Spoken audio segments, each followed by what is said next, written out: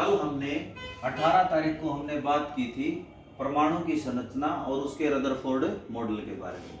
आज हम 19 तारीख को हम बात करते हैं परमाणु की संरचना जो रदरफोर्ड मॉडल से आगे है। तो रदरफोर्ड मॉडल में हमने ये देखा था कि रदरफोर्ड ने बताया था कि एक नाभिक है जिसके अंदर प्रोटॉन और न्यूट्रॉन है और इलेक्ट्रॉन बाहर चक्कर काटते हैं।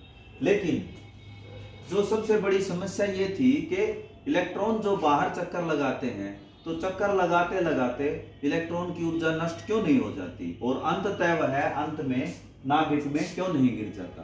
दूसरी समस्या थी इलेक्ट्रॉन के ऊपर होता है नेगेटिव चार्ज और न्यूक्लियस के ऊपर होता है पॉजिटिव चार्ज, तो ये दोनों एक दूसरे को अट्रैक्ट करके समाप्त क्यों नहीं हो जाता परमाणु की संरचना।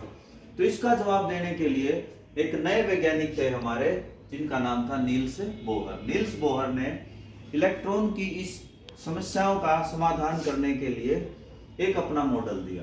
उन्होंने बताया कि इलेक्ट्रॉन जब बाहर चक्कर लगाते हैं तो वो कुछ निश्चित कक्षाओं में चक्कर लगाते हैं और इन निश्चित कक्षाओं में जब वो चक्कर लगाते हैं तो उनकी ऊर्जा का विकिरण नहीं होता, माने उनकी ऊर्जा नष्ट नहीं होती। इसकी तुलना हम अपने सौरमंडल से भी कर सकते हैं जिसके अंदर हमारे ग्रह सूर्य के चारों तरफ चक्कर लगा रहे हैं लेकिन उनकी ऊर्जा नष्ट नहीं हुई। तो अब उसने बताया कि KLMN इनका नाम दिए गए, इनको हम यहाँ इस तरह से लिख सकते हैं और एक परमाणु संरचना के रूप में इस तरह भी दिखा सकते हैं।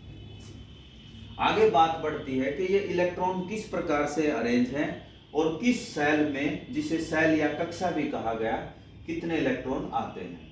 तो नील्स बोहर ने बताया कि K के अंदर 2, L के अंदर अधिकतम 8 और M के अंदर अधिकतर 8 और N में भी 8 ही इलेक्ट्रॉन आएंगे अगर हमें जरूरत पड़ी तो इसको समझने के लिए हम एक परमाणु का उदाहरण लेते हैं। हमने एक परमाणु लिया सोडियम जिसका संकेत है आपका Na। तो Na का परमाणु क्रमांक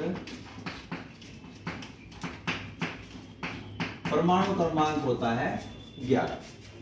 अब परमाणु क्रमांक के बारे में हम थोड़ी सी चर्चा कर लेते हैं। किसी भी परमाणु का परमाणु क्रमांक क्या होता है?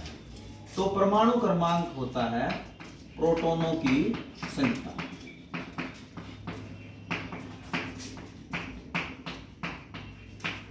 और किसी भी परमाणु में जितने प्रोटॉन होते हैं उतने ही उसमें क्या होते हैं? इलेक्ट्रॉन। तो इस तरह से हम कह सकते हैं यह इलेक्ट्रॉनों की संख्या के बराबर भी है।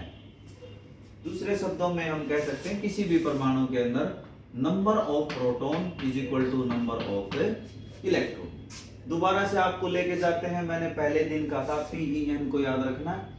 एक परमाणु के अंदर 3 चीजें होती हैं एटम के अंदर, प्रोटॉन, इलेक्ट्रॉन और न्यूट्रॉन। न्यूट्रॉन के ऊपर कोई भी चार्ज नहीं होता, ये न्यूक्लियस के अंदर होता है, और प्रोटॉन पे पॉजिटिव चार्ज होता है, ये भी न्यूक्लियस के अंदर होता है। लेकिन हमारा परमाणु की जो गतिविधि है या क्रियाशीलता एक्टिविटी है वो सारी निर्भर करती है इलेक्ट्रॉन्स के ऊपर, उसकी संरचना, उसकी पोजीशन और उसकी एक्टिविटी। तो हम बात करते हैं इलेक्ट्रॉन्स की। तो किसी भी परमाणु में जितने प्रोटॉन होंगे उतने ही इलेक्ट्रॉन होंगे। तो उस हिसाब से जब हम बात करते हैं तो अगर हम लेते हैं सोडियम का परमाणु तो उसके अंदर हमें पता है उसका परमाणु क्रमांक है 11। इसका मतलब हुआ उसमें प्रोटॉन की संख्या 11 है और इसलिए उसमें इलेक्ट्रॉन की संख्या भी 11 है। तो हम देखेंगे पहले वाले सेल में 2 इलेक्ट्रॉन भरे जाएंगे, L वाले में 8 भरे जाएंगे। अब कितने इलेक्ट्रॉन बचे? 2 इसमें आ गए, 8 इसमें आ गए, तो 8 और 2 10। तो एक बचता है, वो किस में जाएगा? M के अंदर जाएगा। इसी प्रकार से हम किसी और का भी उदाहरण ले सकते हैं। जैसे हम क्लोरीन का उदाहरण लेते हैं। क्लोरीन का परमाणु क्रमांक 17। फिर बताता हूं, परमाणु क्रमांक 17 मतलब प्रोटॉन 17, प्रोटॉन 17 मतलब इलेक्ट्रॉन भी 17। अब हम फिर देखते हैं 17 में से 2 तो K में भर गए, 8 भर गए L में, तो कितने हो गए? 2 और 8 10। कितने बचे? 7। तो 7 किस में आ जाएंगे? M में, क्योंकि M में अधिकतम 8 आ सकते हैं। तो इसे बोलते हैं कि जो किस तरह से कक्षाओं में इलेक्ट्रॉन भरे हुए हैं। इसके लिए आपको प्रैक्टिस के लिए मैं गृह कार्य के लिए देता हूं, जो हमारा सपोर्ट मटेरियल है विज्ञान का, उसमें आपको एक सारणी दी गई है जिसके अंदर 1 से 20 तक के 1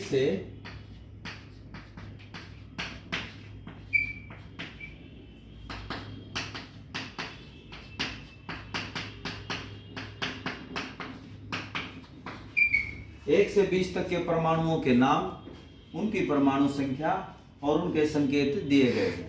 जैसे नंबर 1 पे आता है हाइड्रोजन, दूसरे पे आता है हीलियम, 30 पे आता है बेरिलियम, बोरॉन, कार्बन, 3 पे आता है लिथियम, उसके बाद आता है beryllium, boron, carbon, nitrogen, oxygen.